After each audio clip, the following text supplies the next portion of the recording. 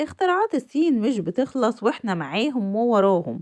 حامل مشترك ومنظم للأسلاك تحفة، بيتحط في أي مكان، عايزة تحطيه على السرير هتحطيه، عايزة تحطيه على الحيطة هتحطيه، متين وجامد بيشيل قالب طوب زي ما انتوا شايفين.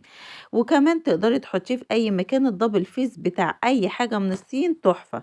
تعالوا بقى هنا على الحقنة. طب قبل ما نقول الحقنة تعالوا أقول لكم على المنتجات دي. أولا الكف ده أنا عملت لكم ريفيو عنه. الصينية اللي من ورا اللي انتوا شايفينها ديت ما بتخليش ولا ذرة زيت موجودة، فعلا الحاجات ديت نينجا. طب تعالوا بقى نتكلم على الحقنة بتاعتنا النهاردة. الحقنة دي عشان لو خاطر انتي مستعجلة وما تبلتيش مثلا اللحمة او الفراخ بتاعتك، ومستعجلة وجالك ضيوف او عايزة تعملي اكلك بسرعة، مثلا بتشتغلي وجاية ومستعجلة، هتاخدي بقى الحقنة دي وتتبلي اللحمة او الفراخ وتحطي في الزيت وتستني وتطلعي بقى في المصفى اللي مش بتخلي ولا ذرة زيت ديت، وتاكلي كده بالهنا والشفا. بصوا تحفة رهيبة. تعالوا بقى على غالق الأكياس. غالق الأكياس دوت حاجة بقى اختراع نينجا زي ما بيقولوا. ده غالق الأكياس الشفافة اللي بتشفط الهواء وبتخلي حفظ الطعام معاكي بالسنين. بصوا قوة شفط رهيبة، حلوة قوي قوي قوي. تقدري بقى تخزني زي ما انت عايزة في الديب فريزر، والفريزر بيقعد معاكي مدة طويلة. عايزة اقول لكم احنا بنلاقي الحاجات دي في الماركتات الكبيرة، بنلاقي الحاجة معلبة ومجففة بالمنظر دوت. طماطم، خضروات، فاكهة. بصوا الشفط بتاعه قوي جدا جدا، حلو فعلا، يستاهل ان احنا نحط له لايك. طيب هناخده ايه بقى بعد كده؟ تعالوا نشوفوا الكوستر بتاعنا. الكوستر ده مصنوع من مادة السيليكون. هو مقاسه يا جماعة 30 في 45، حلو قوي، بيدي رونق كده للسفرة وانت حطاه عليه. اولا دوت بيتغسل وبيرجع تاني اكنك جايبة حاجة جديدة. لو مسحتيه سهل التنظيف، بيرجع زي الفل، ما فيهوش اي حاجة. جميل، بيدي رونق للسفرة، بالاضافة ان هو بيحافظ على السفرة وبيديها كمان مدة اطول. الستيكر الفويل الفضي ده عايزه اقول لكم حلو جدا لتجديد بقى دواليب المطبخ، عايزه تحطيه على الرخامه، سهل الاستخدام والمسح، بتقطعي المساحات اللي انت عايزاها. التركه اللي انا بنصحك بيها ان انت ادهني الرخامه سنه ميه بس مش قوي، وبعد كده طلعي الهواء منها، بيقعد معاكي فتره طويله بالشهور تقريبا. وعايزه اقول لك لو جت عليها النار مش بتتاثر نهائي، حلو جدا جدا. وكمان مساحته بتبقى حلوة وسعره على قد الإيد. طب تعالوا بقى على المقلاية التيفال الأشكال، 4 أو 5 أشكال كلهم أحلى من بعض، بيدي رونق كده وطعم للفطار مختلف، وخصوصا لو عندك أطفال. صاعق الناموس ده عن تجربة عندي يا جماعة، حلو جدا جدا، بيشتغل باليو اس بي.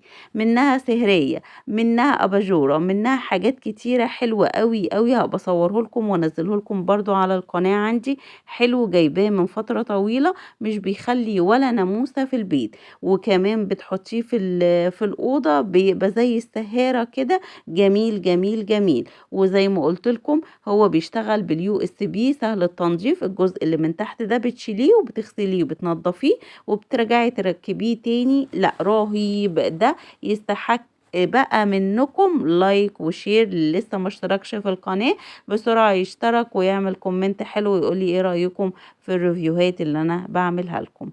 طيب ايه اللي بعد كده بقى؟ عندكم الشماعة دي هتنفع لحاجات كتير، منها شماعة للبنطلونات، منها شماعة للجيبات، وكمان اللي بيلبس طرح كبيرة هتبقى مفيدة بالنسبة له، حلوة قوي عشان مش بتتكسر.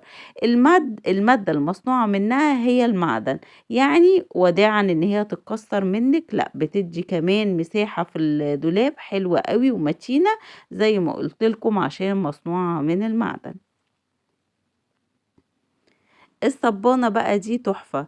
الصبانة دي مصنوعة من مادة الإكريليك، الستاند بقى هو اللي معدن. طب هتقوليلي بيصدي؟ لا مش بيصدي، بياخد مادة كده مطلية حلوة قوي، بيدي رونق في الحمام، شياكة أناقة، لا حلو قوي قوي. وكمان زي ما قلت لكم السعر بتاعه على قد الإيد. كل اللي أنا بقوله لكم ديت حاجات كلها أسعارها رمزية يا جماعة، مش بتكلفة غالية أبدا.